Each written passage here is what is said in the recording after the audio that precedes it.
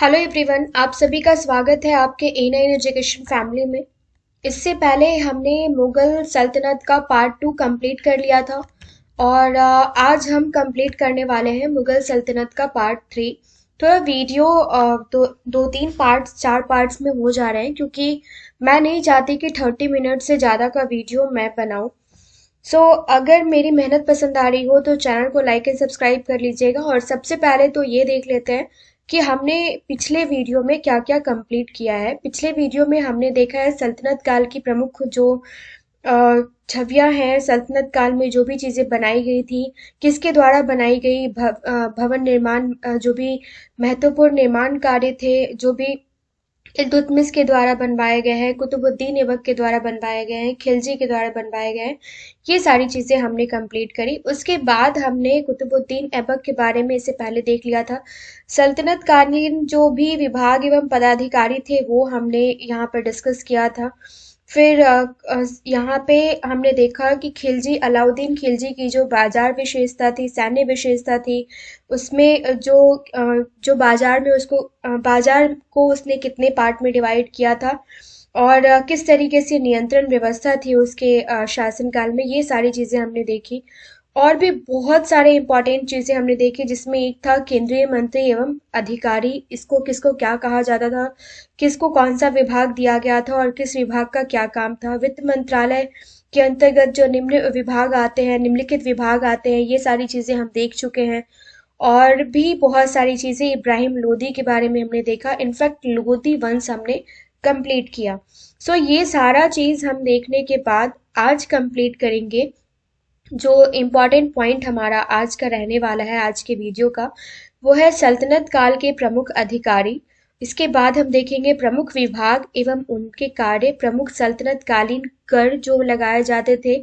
फिर हम रिवाइज करेंगे महत्वपूर्ण शब्दावली जो जहाँ से क्वेश्चंस बनते हैं, सैनिक इकाई किसको क्या कहा जाता था, किसका क्या काम था, सल्तनत काल की प्रमुख रचनाएं हम देखेंगे जहाँ से क्वेश्चंस वन लाइनर पूछे जाते हैं। और उसके बाद गुलाम वंश को बहुत ही अच्छे से देखेंगे क्योंकि यहाँ से क्वेश्चंस काफी सारे बनते हैं। गुलाम वंश में हम सिर्फ और सिर्फ कवर करेंगे कुतुबुद्दीन ऐबक, क्योंकि उसके बाद अगर हम कंप्लीट करेंगे तो वीडियो काफी लंबा हो जाएगा। ये सारी चीजें वन बाय वन आज के वीडियो में हम कवर करने वाले हैं। स्टार्ट करते हैं सल्तनत काल के प्रमुख अधिकारी के बारे में। और कोई भी कमी अगर इस वीडियो में नजर आती है तो मुझे प्लीज कमेंट सेक्शन में कमेंट करके बताइएगा, सो डैट कि आने वाले वीडियो में मैं उन सारी चीजों को कवर कर सकूं।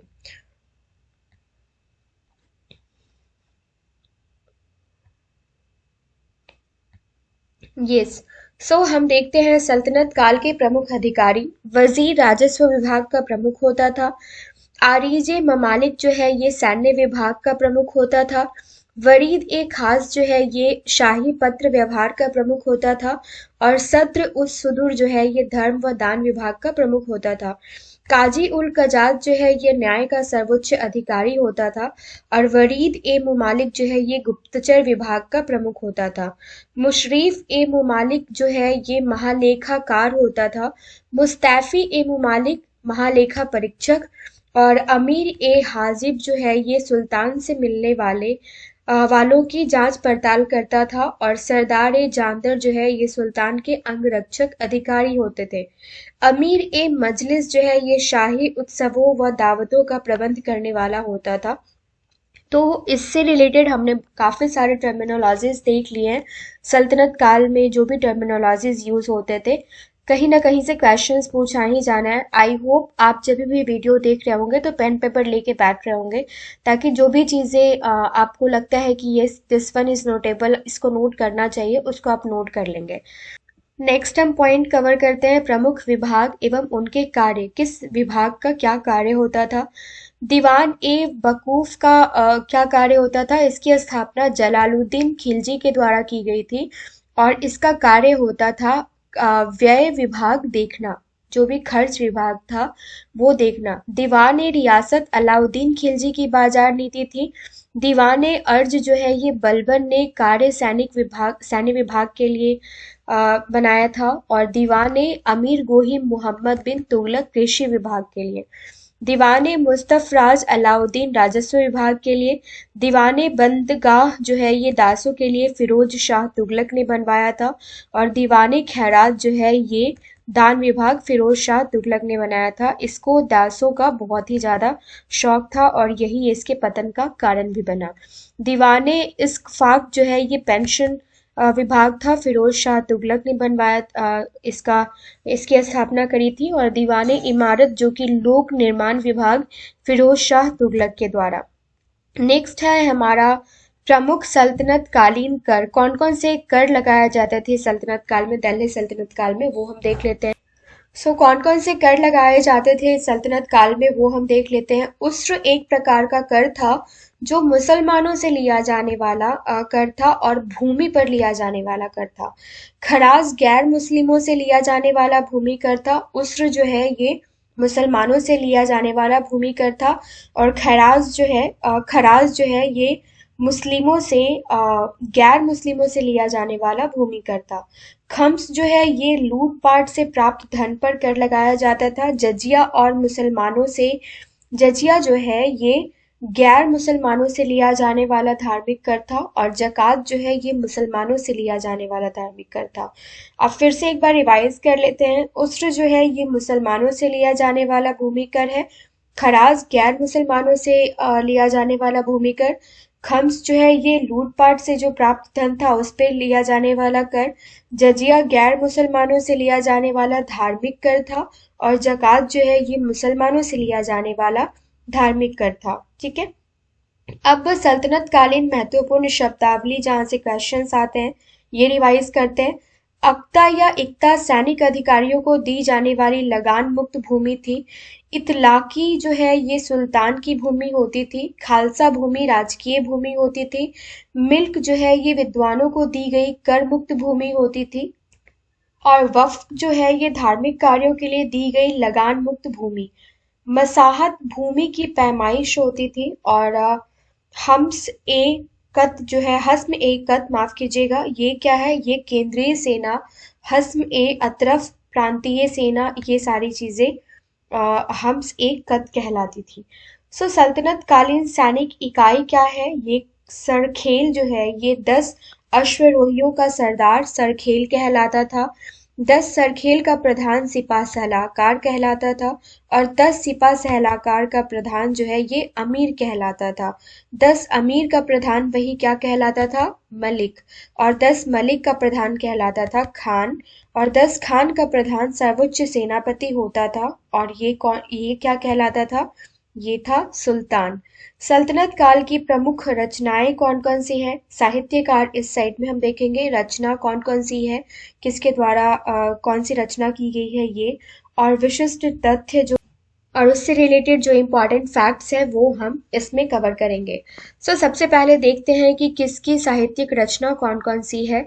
हसन निजामी ताज उल मासिर, और ये है क्या, यह कुतुबुद्दीन ऐबक ने संरक्षण दिया, इसे कुतुबुद्दीन ऐबक ने संरक्षण दिया। गौरी के भारत आक्रमणों की जानकारी इसके लेखन से प्राप्त होती है, किससे, ताज उल मासिर से, जो लिखा गया हसन निजामी के द्वारा। मिन्हाजुद्दीन सिराज के द्वारा तबकाते नासरी की रचना की गई, और ये सुल्तान नसीरुद्दीन महमूद के संरक्षण में रहा और उसी को अपना ग्रंथ समर्पित किया इसने। 1260 ईस्वी ये इसका काल था और यह मुख्य काजी था। किसके शासनकाल में, ये था नसीरुद्दीन महमूद के शासनकाल में। और तबकाते नासरी की इसने रचना करी, किसने, मिन्हाजुद्दीन सिराज ने।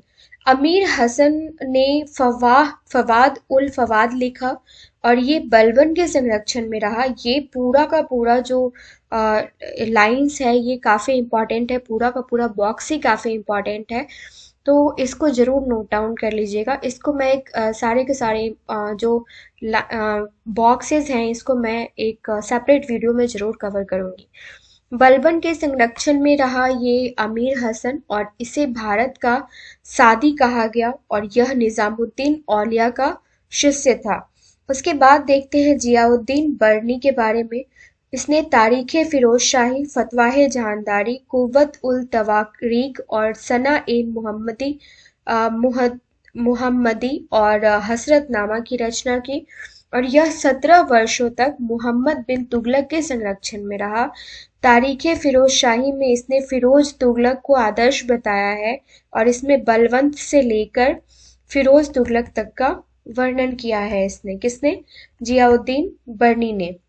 बद्र ए चाच जो है इसने दीवाने चाच और शाहनामा की रचना की है। मोहम्मद तुगलक के संरक्षण में रहा और उसकी प्रशंसा के कसीदे लिखे गए हैं इसकी रचना में। शम्स ए सिराज जो है, शम्स ए सिराज अफीफ, इसने तारीखे फिरोज शाही आगेन इसने रचना करी। फिरोज शाह तुगलक के संरक्षण में रहा और उसके शासन की प्रशंसा की। इसकी रचना वहां से प्रारंभ होती है जहां बर्नी की तारीखे फिरोज शाही समाप्त होती है। मोहम्मद बिहामद खानी जो है इसने तारीख ए मुबारक शाही की रचना की। और आइनुल मुल्क मुल्तानी ने इंसाए महरो, जिसको मुशान ए महरू भी आप कहते हैं, इसकी रचना करी। और यह अलाउद्दीन खिलजी, मोहम्मद तुगलक और फिरोज शाह तुगलक काल में विभिन्न उच्च पदों पर रहा। इन तीनों के शासनकाल में याहिया बिन अहमद सरहिंदी तारीख मुबारक शाही, काफी पूछा जाने वाला ये क्वेश्चन है।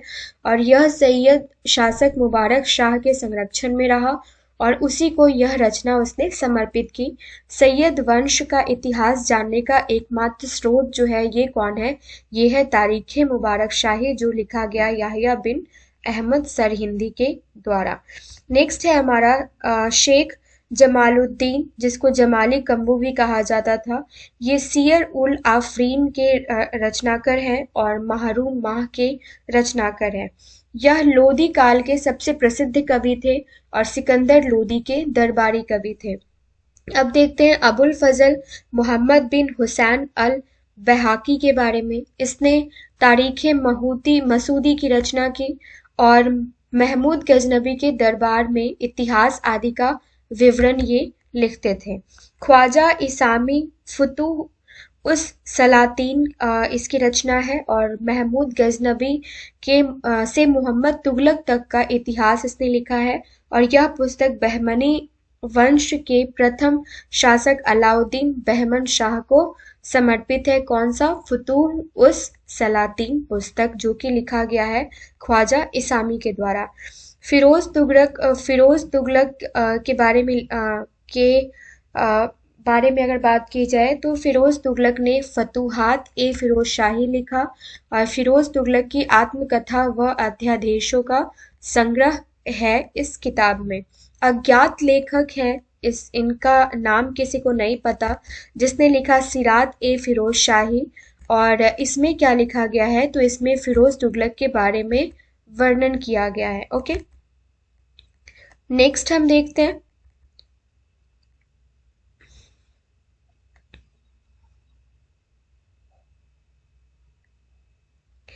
अमीर खुसरो, जिन्होंने रचना की किरान उस सादेन का, मिफ़हात उल फतह का, नूह सिपेहर का, आशिका उल अनवर का, तुगलक नामा, लैला मजनू, शेरी फरहाद, आईने सिकंदरी, हद बहिश्त, तारीखे दिल्ली, काफ़ी सारी रचनाएं इनके द्वारा की गई। किसके द्वारा? अमीर खुसरो के द्वारा। और उसमें इनके द्वारा ये सारी जो पुस्तक लिखी गई हैं, इसमें किसके किसके द्वारा वर्णन किया गया है, विवरण दिया गया है? तो ये बुगहा खां व उसके बेटे कैकू बाद के मिलन का वर्णन दिया गया है, बुगरा खां। जलालुद्दीन खिलजी के सैन्य अभियान व मलिक छज्जू के विद्रोह का दमन किया गया है, उसका वर्णन दिया गया है। भारत की सामाजिक राजनीतिक स्थिति का वर्णन मिलता है इनकी किताबों से।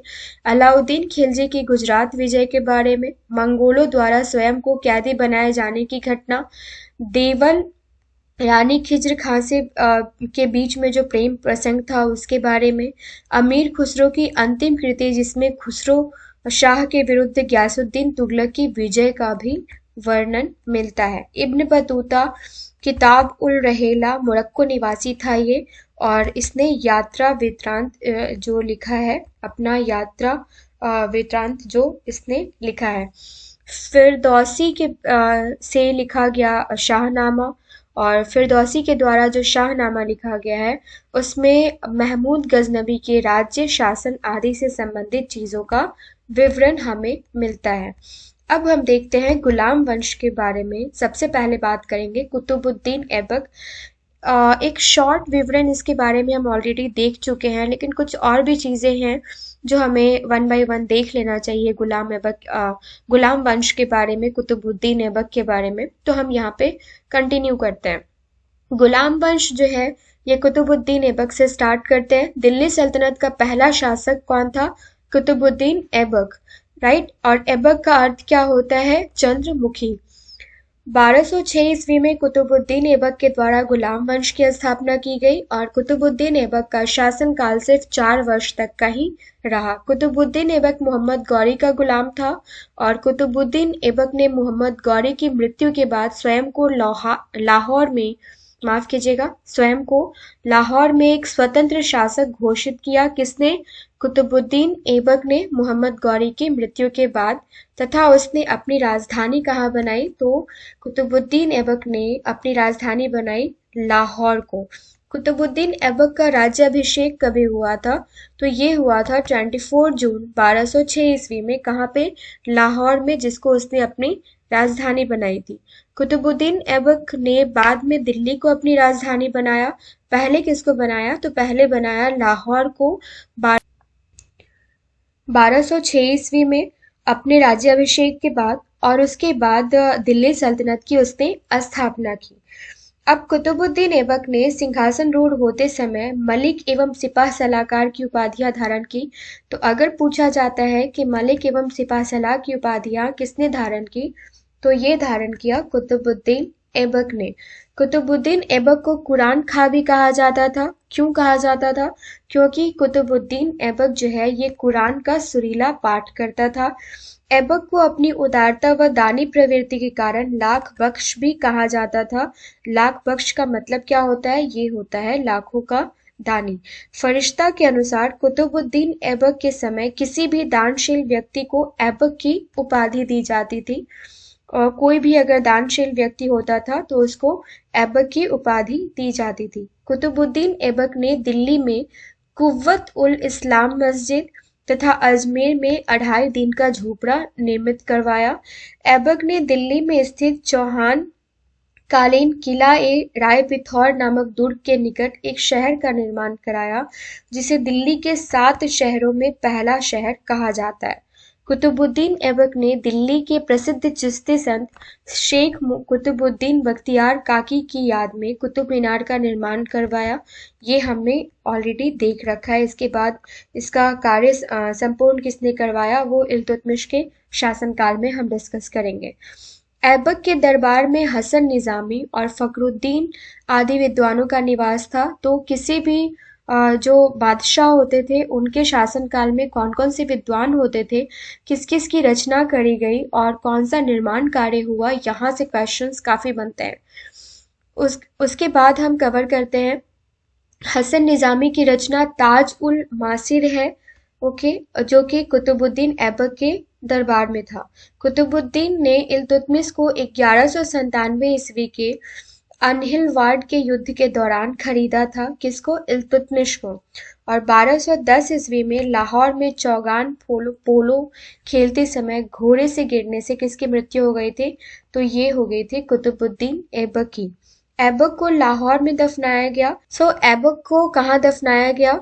लाहौर में दफनाया गया। और कुतुबुद्दीन ऐबक का मकबरा भी लाहौर में ही स्थित है। और इसकी मृत्यु के बाद उसके पुत्र आराम शाह को शासक घोषित किया गया था। आराम शाह को बंदी बनाकर इल्तुतमिश ने इसकी हत्या कर दी और स्वयं शासक बन गया। तो ऐबक के बारे में जो चीजें हमने पढ़ी है उसको एक बार और डिस्कस कर लेते हैं, एक बार और रिवाइज कर लेते हैं, क्योंकि यहाँ से काफी सारे क्वेश्चंस बनते हैं। ये दिल्ली का फर्स्ट जो है शासक बना था। गुलाम वंश की इसने स्थापना की थी। 1206 ईस्वी में इसने गुलाम वंश की स्थापना की थी। इसका शासनकाल कितने साल तक का रहा था? तो ये 4 वर्ष तक का रहा था। और ये मोहम्मद गौरी का गुलाम था। कौन? कुतुबुद्दीन ऐबक ने। और फिर इसने किसको खरीदा था? इसने खरीदा था इल्तुतमिश ने। इसने खरीदा था इल्तुतमिश को। कुतुबुद्दीन ऐबक ने मोहम्मद गौरी की मृत्यु के बाद क्या किया था? स्वयं को लाहौर में एक स्वतंत्र शासक घोषित कर दिया था और अपनी राजधानी लाहौर बनवाई थी। फिर इसने राज्याभिषेक करवाया 22 जून 1206 ईस्वी में। कहाँ हुआ था? तो लाहौर में हुआ था। और लाहौर के बाद दिल्ली को अपनी राजधानी बनाया और दिल्ली सल्तनत की स्थापना की। किसने? कुतुबुद्दीन ऐबक ने। कुतुबुद्दीन ऐबक ने मलिक एवं सिपा सलाहकार जैसी उपाधियां धारण की और इसको कुरान खां कहा जाता था क्योंकि यह कुरान का पाठ बहुत सुरीले तरीके से करता था। ऐबक को इसकी उदारता के कारण और दानी प्रवृत्ति के कारण लोग लाखों का दानी कहते थे, लाख बख्श कहते थे। और फरिश्ता के अनुसार कुतुबुद्दीन ऐबक के समय किसी भी दानशील व्यक्ति को किसकी उपाधि दी जाती थी? ऐबक की उपाधि दी जाती थी। कुतुबुद्दीन ने दिल्ली में कुब्बतुल इस्लाम मस्जिद का और अजमेर में 2.5 दिन का झोपड़ा ये दोनों का निर्माण करवाया था। और इसने शेख कुतुबुद्दीन बख्तियार काकी की याद में कुतुब मीनार का ऐबक ने निर्माण करवाया था। कुतुबुद्दीन ऐबक ने निर्माण करवाया था। और इसके शासनकाल में हसन निज़ामी और फखरुद्दीन आदि विद्वानों का निवास था। और हसन निज़ामी की रचना का क्या नाम है? तो ये है ताज उल मासिर। कुतुबुद्दीन ने इल्तुतमिश को 1197 ईस्वी के अनिलवाड़ के युद्ध के दौरान खरीदा था और 1210 में चौगान खेलते हुए पोलो खेलते हुए घोड़े से गिरकर इसकी मृत्यु हो गई और ऐबक को लाहौर में दफनाया गया। किसको? कुतुबुद्दीन ऐबक को लाहौर में दफनाया गया और इसका मकबरा भी जो है ये लाहौर में ही स्थित है। और इसकी मृत्यु के बाद इसका पुत्र आराम शाह शासक बना, लेकिन बाद में आराम शाह को बंदी बनाकर किसने मरवा दिया? इल्तुतमिश ने मरवा दिया। और यहाँ से स्टार्ट होगा इल्तुतमिश का इतिहास, जो हम कवर करेंगे नेक्स्ट वीडियो में। अब नेक्स्ट वीडियो में हम देखेंगे इल्तुतमिश के बारे में। इल्तुतमिश कवर करने के बाद हम एकता प्रणाली क्या है, सिक्के जो इल्तुतमिश ने बनवाए थे, इल्तुतमिश के द्वारा लड़े गए युद्ध कौन कौन से थे, इसके दरबार में कौन कौन से विद्वान कौन कौन से कवि थे, इसकी मृत्यु कैसे हुई, फिर रजिया सुल्तान जो है ये प्रथम महिला शासिका, इनका शासनकाल किस तरीके से रहा, और गयासुद्दीन बलबन का इतिहास, यहाँ पे हम ये सारी चीज़ें कवर करेंगे। गयासुद्दीन बलबन का इतिहास कवर करने के बाद हम बात करेंगे बलबन से रिलेटेड इम्पॉर्टेंट फैक्ट्स जो कि एग्जाम में डायरेक्टली पूछे जाते हैं। जलालुद्दीन खिलजी का इतिहास हम देखेंगे और खिलजी वंश की शुरुआत यहाँ से हम देखेंगे। अलाउद्दीन खिलजी के बारे में देखेंगे। ये सारे के सारे टॉपिक्स हम नेक्स्ट वीडियो में कंप्लीट करेंगे। सो इन सारी चीज़ों को देखना इसलिए ज़रूरी है क्योंकि सबसे ज़्यादा क्वेश्चंस मिडिवल हिस्ट्री से, दिल्ली सल्तनत से ही बनते हैं। सो मिलते हैं नेक्स्ट वीडियो में। तब तक अपना ख्याल रखिए और कोई भी कमी नज़र आती है तो प्लीज़ मुझे कमेंट सेक्शन में कमेंट करके बताइए। Thank you so much.